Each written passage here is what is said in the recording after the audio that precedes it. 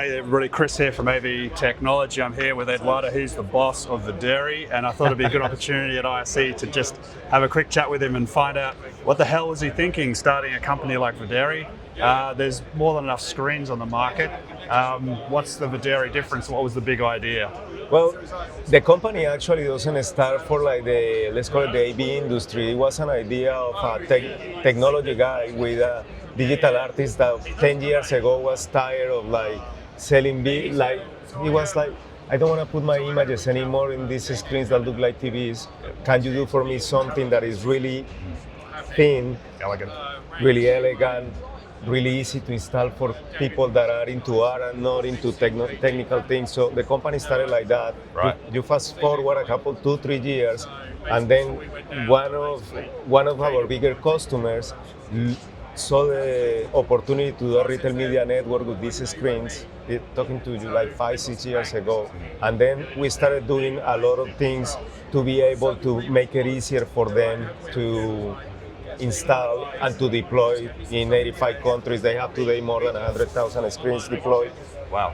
And that was the idea. So we basically started thinking like, okay, we are making a product that is easy for the customer, that has a lot of allure for marketing people, and then we started, it was a system on chip, everything was going in the cloud, which we're probably some of the pioneers that did that. Today you see a lot of that in the market, so that's how the whole thing started. And then you fast forward like 3 or 4 years ago, and a new owner came into the company and said, hey guys, we have this success story with this customer, let's try offering this thing to the world. And that's how we started implementing this thing globally. So it's been an effort of 2-3 years now in trying to get it into getting people to know what Videri is.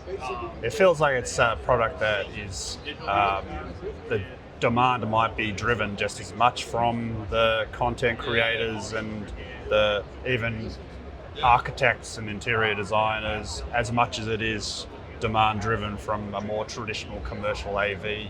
Yeah, certainly. Like, are you at the wrong show, in other words? Certainly, like sometimes we feel like we are a little bit different than what you will see here, because like we're in a technology show, but marketing people love us, architects love us, people that are interested in the content and that are interested, like for example, we have a lot of customers right now that because of everything that is happening on e-commerce, the point of sale is becoming an experience for the user. And then when they see this, they say, this is different, we want to bring it. So when we go that route into the end user, it works fantastic because they are basically our biggest evangelist around. Yeah.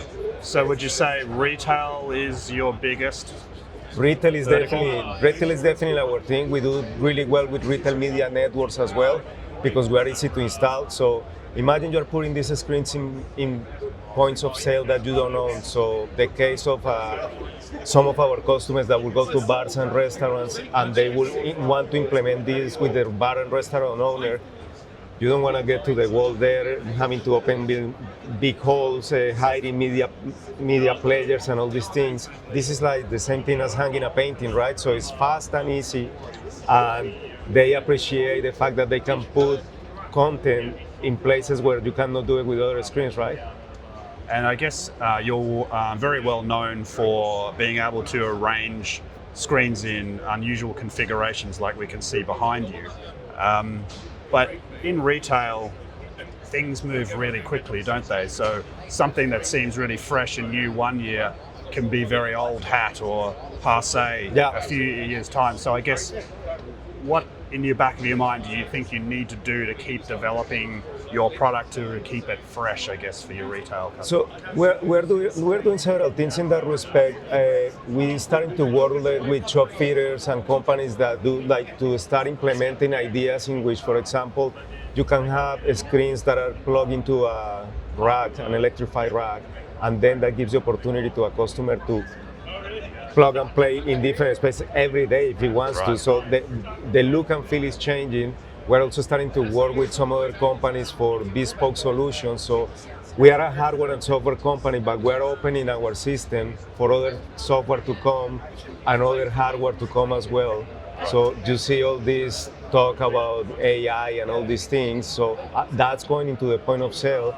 And we want to create this ecosystem so it's easier for the customers to have an all-in-one solution, including, of course, our Videri solution. Well, that's, I think, a really good background for our viewers and readers to sort of get to know you guys better, and it's really interesting. So I thank you for your time, Eduardo. Thank you, Good luck Chris. for the rest of the show. Yeah. Thank you.